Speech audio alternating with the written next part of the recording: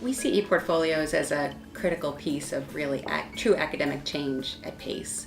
It's both process and product, it's both technology and pedagogy, and we really have some faculty doing some very innovative things through ePortfolios, increasing writing and reflection, lots of high impact practices being documented through ePortfolios, and we're just seeing a real change happening here at PACE, and we're so pleased that ePortfolios is part of that change.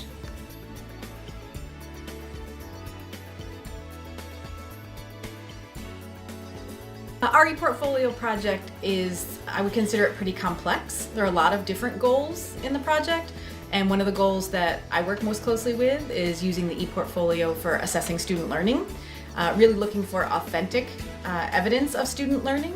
So working with other faculty, staff to look at student research papers, artifacts in their ePortfolios, really look to see that they have achieved the goals of the PACE core curriculum, the goals of their major programs, really just to see that they've grown as a student at PACE. The ePortfolio assignment that I had my students do was to take a group of the bacteria, a large group, and they were to describe it in their ePortfolio using different YouTube videos. They were using papers, pictures, anything that any resource they could find, and include it sort of a cohesive a page that would just help other students to understand it.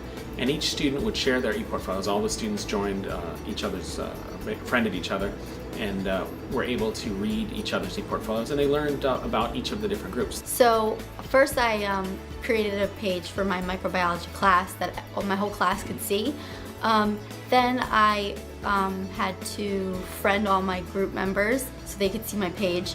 And then what I did was I just started posting information that you could click on about my phylum, and I posted pictures to make it more interesting, and I also posted videos. I thought it was useful and it made researching for it a little easier and more exciting because I was looking for videos and not just material to put in my essay.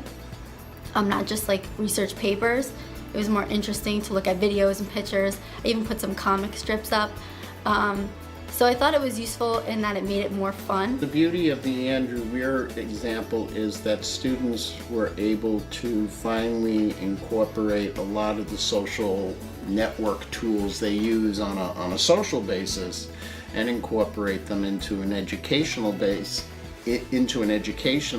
mode where they're actually learning something from doing what they usually do on a social basis.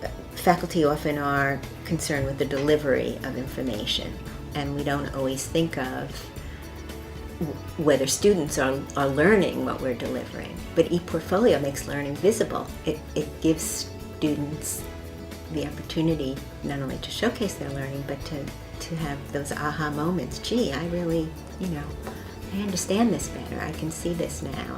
And they can also look back and look forward. ePortfolios are powerful because they're a student tool, but for us to really realize that power, we need more faculty like Dr. Weir and Dr. Sipkin and others who really understand that and can put it together and make those creative assignments and integrate it effectively into their courses, so that students can get the most out of their ePortfolios and make those connections between their coursework and their co-curricular, extracurricular work, and make it part of their career development work overall.